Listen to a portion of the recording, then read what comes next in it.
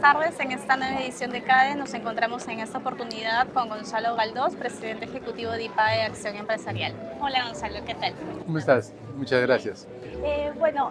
En este nuevo contexto, digamos, en que estamos atravesando de crisis institucional, alta polarización social, también que mencionabas ayer en tu ponencia, desde el empresariado, ¿cuáles son esas soluciones o salidas más factibles o aterrizadas que podrían contribuir quizá a maniobrar ante esta situación tan complicada que atraviesa el país actualmente?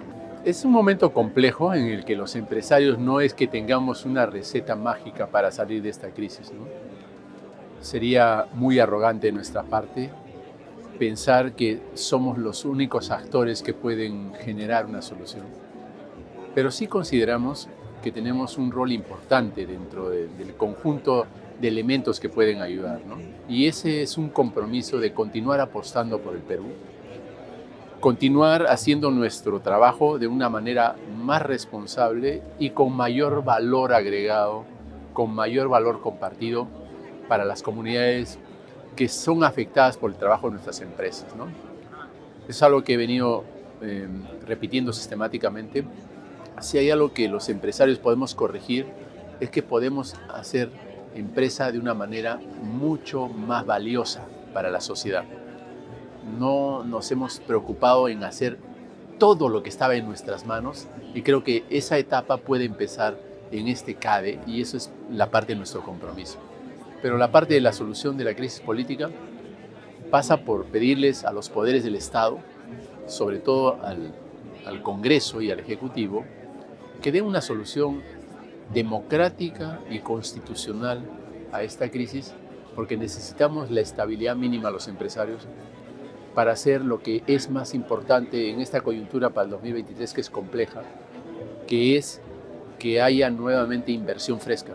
Sin inversión fresca no hay crecimiento de empleos, sin crecimiento de empleo no vamos a poder enfrentar, sobre todo los segmentos de la población más vulnerables, esta inflación galopante que ha disminuido su capacidad de adquisición.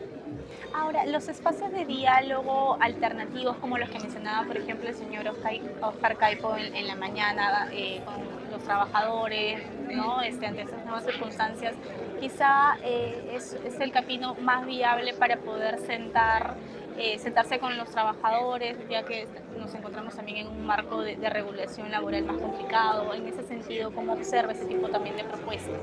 No hay duda. Creo que hemos estado en un proceso de comunicación donde los modelos mentales nos hacían pensar que nuestra forma de ver las cosas, el desarrollo del país, era un modelo que todos debíamos aceptar.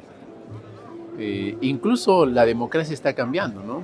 Estamos frente a una nueva democracia donde una minoría gobierna y administra las expectativas y los intereses de muchas minorías.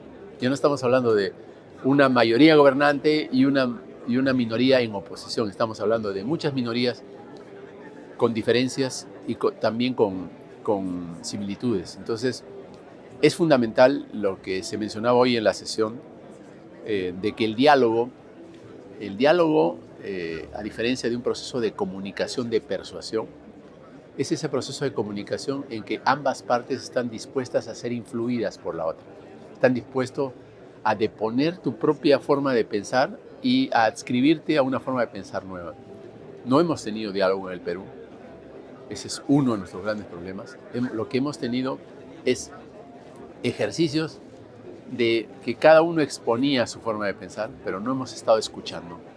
Nos falta escuchar más y nos falta apertura para ser persuadidos. Creo que en esa línea el trabajo estrecho entre empresarios, trabajadores, entre sectores del Poder Ejecutivo es fundamental, porque estamos desperdiciando una gran oportunidad en algunos sectores como la agroexportación, como la minería, como el propio turismo, que podríamos estar haciendo mucho más de lo que podemos.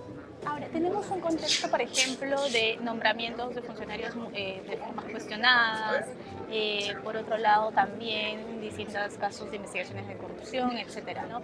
En este entorno, ¿cómo digamos, garantizar también quizá un Estado que funcione, que sea mínimamente funcional o viable?